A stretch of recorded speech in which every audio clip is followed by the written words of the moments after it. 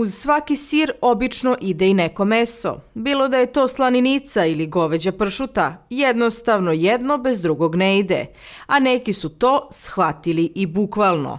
Sir sa dodatkom slanine od domaće svinje, slanine mangulice ili sa dodatkom goveđe pršute koji je pečen na puteru, pravi se u jednom župskom selu nedaleko od Aleksandrovca, gde osim kvalitetnog vina možete da naiđete i na izuzetno dobar sir.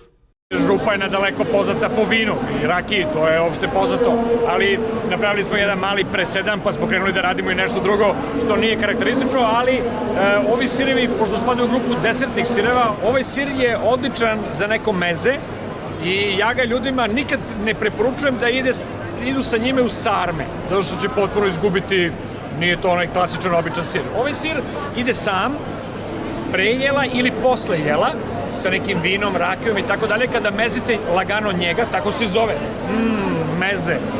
Mezite lagano sa nekim pićem uz neko fino društvo. I kada mi ljudi pitaju koliko je rok trajanja, on je 6 meseci, ali kada se otvori, pola sata. Zato što je toliko potrebno vremena da ga više nema. 20 godina nakon što je mama Živadinka prvi put napravila pečeni sir, njena porodica pokrenula je malu mlekaru u okruženju Kopaonika i Goča sa namerom da druge ljude počaste dobrim ukusom. Proizvodnja je ručna, a količine limitirane. Ideja kao ideja je jako stara, potiče još iz 90. godina tamo dok sam ja bio student, ali tada nisu postojale mangulice, bile su domaće svinje i meso od njih i taj recept postoji u našoj kući još tada, ali ga nisam pravio ja, pravila je moja mati u to vreme dok sam ja bio student. Ali pre godinu, dve sam ja pokrenuo celu tu priču isto na gazdinstvu, pošto su nam tamo i životinje i krave, imamo mleka na gazdinstvu, tako da i pravimo i sira. Sa današnjom cenom mleka, tržišnom cenom mleka koja je veoma, veoma niska, vi ne možete pokriti ni osnovne troškove uzgajanja životinja. Znači, nemate tu ničega.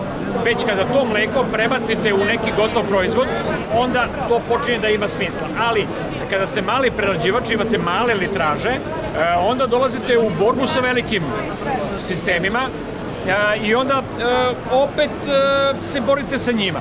Ovo što mi radimo nema veze sa velikim sistemima, nema veze sa njima, ovo je potpuno neka nova priča, tako da sa takvim proizvodima već možete da se nadate nečemu.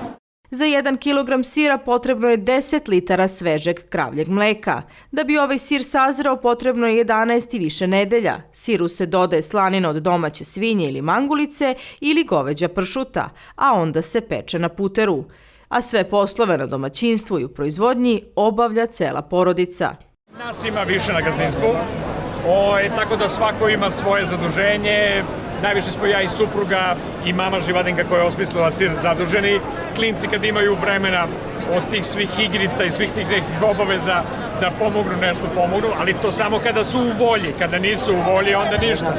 Tako da naporno je stvarno raditi jednu proizvodnju i tu sirovinu prebaciti u drugu gotovu proizvodnju, gotov proizvod. Tako da je to sve obuhvatan jedan posao koji zaista je težak, zahtevan.